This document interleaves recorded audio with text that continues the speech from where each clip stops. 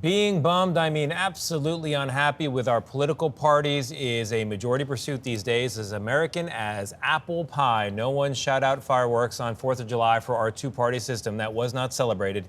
It all seems so broken, so beyond repair, in fact, that even billionaires these days, some of our favorite ones, are calling for change. Elon Musk has threatened to launch a new political party after his recent feud with President Trump over the big, beautiful bill. And Musk has a name for this party. It's called the America Party, he says. But by the way, third parties do not have a great track record of success here in these United States. We've seen the Green Party and the Libertarian Party on presidential election ballots for decades now. You know the candidates. Maybe you remember them. Jill Stein on the Green Party ticket, Gary Johnson, Ralph Nader, Libertarians. But none of those third-party candidates has come even close at all to winning. At best, they've been viewed as spoilers, and spoil they did in some cases. It's difficult to even find a candidate willing to run on a third-party ticket for that reason. Look at the No Labels group, for example, just this last election cycle. They are a group of Republicans, of Democrats, and of independents that attempted to find a moderate third-option candidate to run in the presidential race before they, too, had to admit defeat, at least this time around. So why is it so hard for third parties to succeed? We've got the absolute best person here to talk about it, Chief Strategist for No Labels, Ryan Clancy. Ryan, good morning. Thank you very much for being here. Thanks for having me. Feel free to take issue with anything I just said as part of your first answer, and just tell us, why is it so hard to find a candidate and to launch a third party? I mean, the short answer is, at the state level, if you're trying to get on the ballot, the two parties do absolutely everything they can to make your life impossible. They can make it so you have to get a lot of signatures. They can compress the deadlines under which you can get them. They can challenge your signatures once you file them. There's even been instances where state legislatures in the middle of an election will change election laws just to make things easier for them. So they really have what is in effect a cartel in all 50 states that these two parties control, and cartels don't like competition.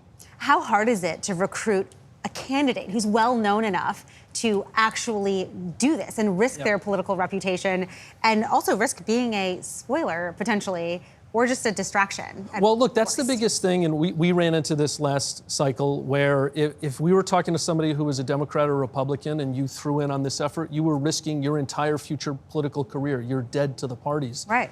I think what's really interesting about what Elon Musk is doing is we don't know a lot about this effort, but it does look like he's going to focus on House and Senate races in 2026, which is a very different dynamic than the presidential level. And if you concentrate just a lot of resources on a few races, you could actually break through.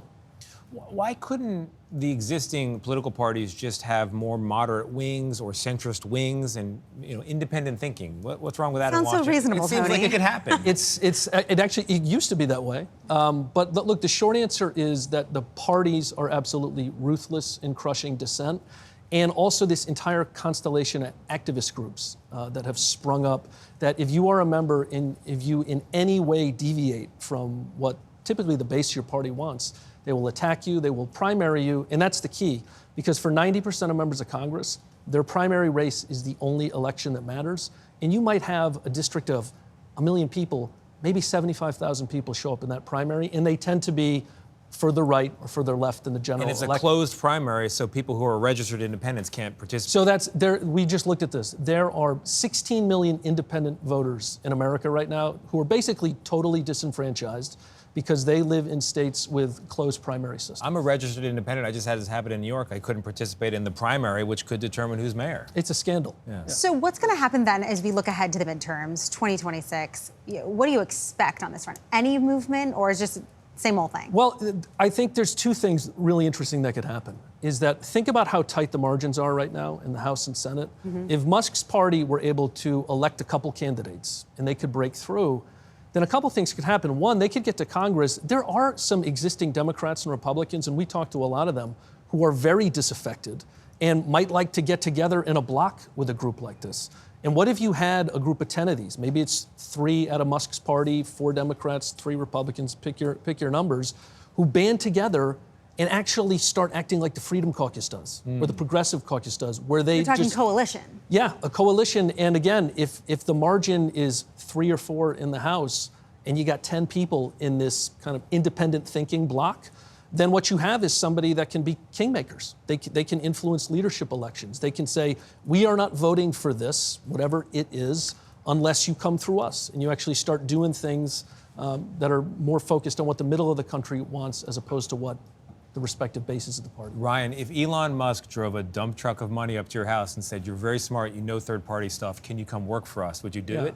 Well, look, we would love to talk to him. I mean, the guy is an innovator, and he's done a lot of things that people said couldn't be done, and they were eventually done. And I think that's one of the things we've seen in politics these last 10 years, whether you talk about Trump in 2016, whether you talk about Mamdani a couple weeks ago in New York City. There are a lot of things that don't seem possible until they suddenly are. And this could be possible. It sounds like no dump truck of money required. You're just interested intellectually. You think this is possible. This has a shot. Yeah. But I'll leave you with this.